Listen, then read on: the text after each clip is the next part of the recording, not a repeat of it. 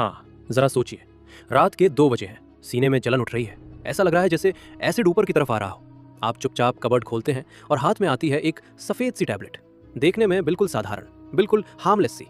पर थोड़ा रुक कर सोचिए, क्या आप जानते हैं ये छोटी सी सफेद टैबलेट हजारों साल पुरानी एक कहानी अपने अंदर छुपाए बैठी है। इसका नाम है कैल्शियम कार्बोनेट।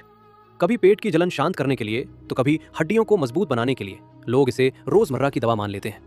पर सच ये है, ये सिर्फ एंटासिड नहीं है, ये केमिस्ट्री की एक खामोश ताकत है जो सही वक्त पर राहत भी देती है और सीमा पार हो जाए तो खतरा भी बन सकती है। दरअसल इसकी कहानी इंसान से भी पहले शुरू होती है। पत्थर, चौक, लाइमस्टोन, पुराने समय में लोग इसे चूने के नाम से जानते थे। सदियों तक ये बस एक पत्थर था। फिर साइंस ने कहा अगर इसी पत्थर को पेट के एसिड के सामने रखा जाए तो जलन खत्म हो सकती है, और यहीं से शुरू हुई मॉडर्न एंटासिड थेरेपी की कहानी।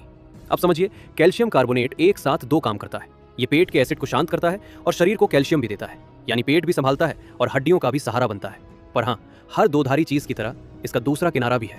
जरा कल्पना कीजिए, पेट के अंदर एसिड एक आग की तरह है और कैल्शियम कार्बोनेट उस आग पर गिरता हुआ एक ठंडा पत्थर। दोनों मिलते हैं तो एक केमिकल रिएक्शन होती है। एसिड खत्म होता है, पानी बनता है और CO2 गैस निकलती है। आग बुझ जाती है, सीने को राहत मिलती है। पर उसी गैस की वजह से डकार, पेट में दबाव और भारीपन महसूस होता है। इसीलिए डॉक्टर्स इसे देते हैं हार्ट बर्न में, एसिड इंडाइजेशन में, कैल्शियम डेफिशिएंसी में, ऑस्टियोपोरोसिस से बचाव के लिए, और कुछ किडनी पेशेंट्स में फॉस्फेट बाइंडर के तौर पर। एक ऐसी दवा जो लगभग हर घर में मिल जाती है। सामान्य हालत में 500 से 1000 मिलीग्राम, जरूरत पड़ने पर ली जाती है। हड्डियों के लिए 1000 से 1200 मिलीग्राम एलिमेंटल कैल्शियम रोज। पर जरा ध्यान दीजिए, जैसे ही मात्रा बढ़ती है कहानी का रंग बदलने लगता है। शुरुआत होती है छोटी परेशानियों से, कब्ज, गैस, पेट भरा भरा सा लगना।